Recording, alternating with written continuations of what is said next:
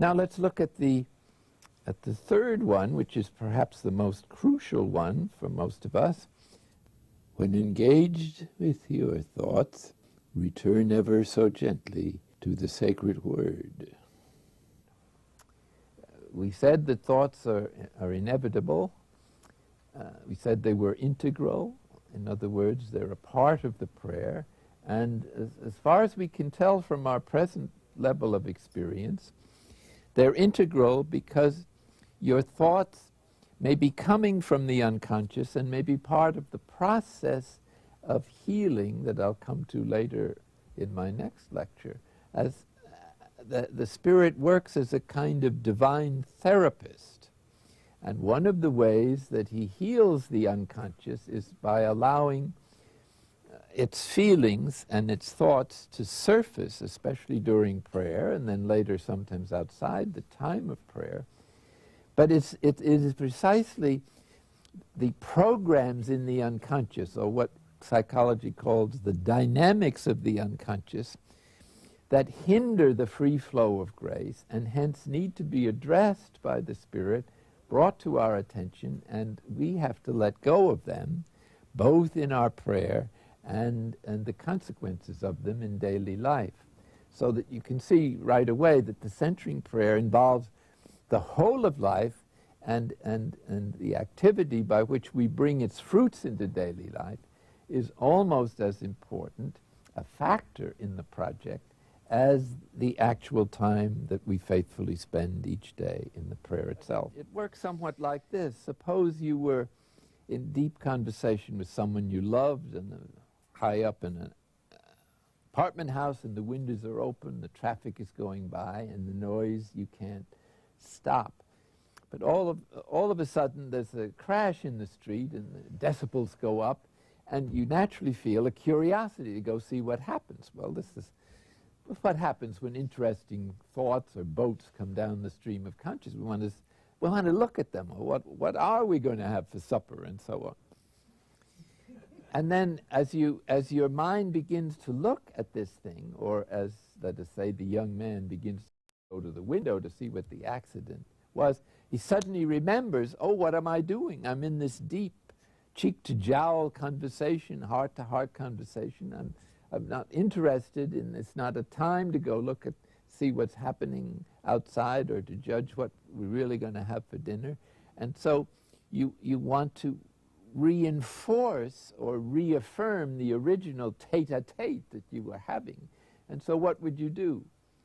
You would turn your eyes back towards the beloved, your friend, as a gesture of renewing the conversation from where it got somewhat disturbed. Or you might say, excuse me. Or you might say, as I was saying. Well, that's what the sacred word does for you.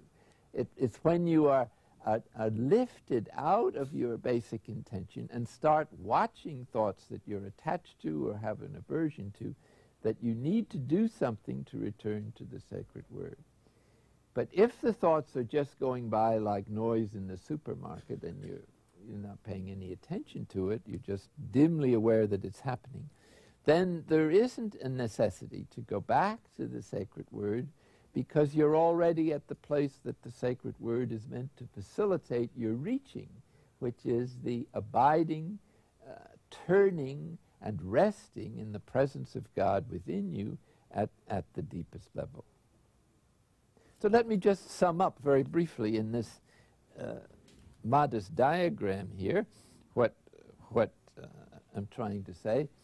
Suppose that this is our ordinary awareness, the stream of consciousness that we're experiencing during the time of prayer.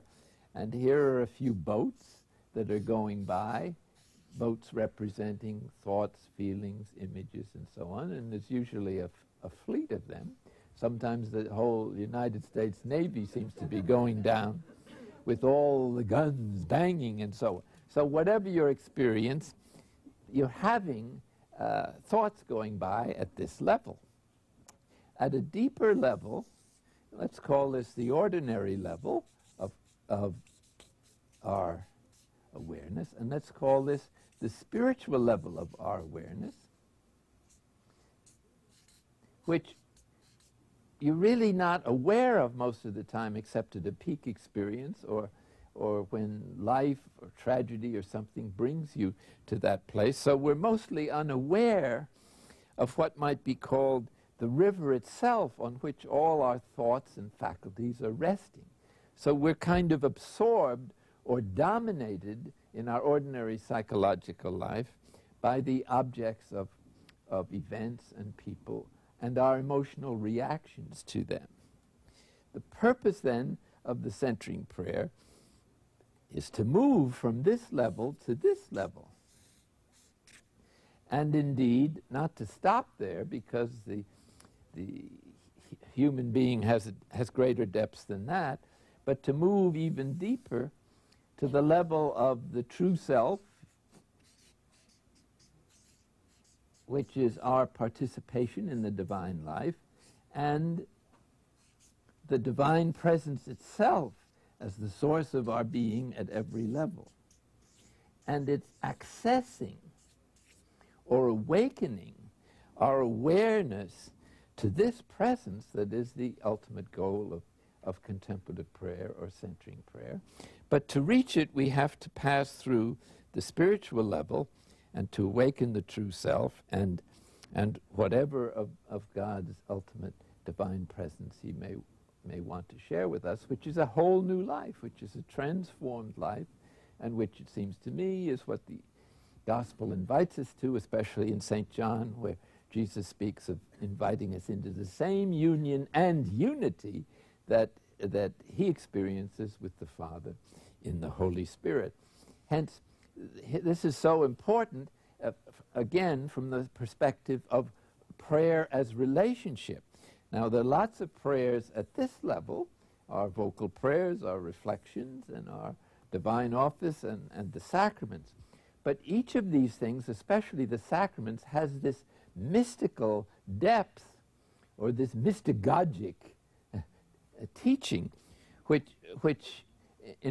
helps us to understand the symbols of the Church from this level, in which they're transformed and their meaning becomes immensely more powerful, more attractive, and more personal, as well as, at the same time, bonding us with everyone else who is having a similar experience in grace.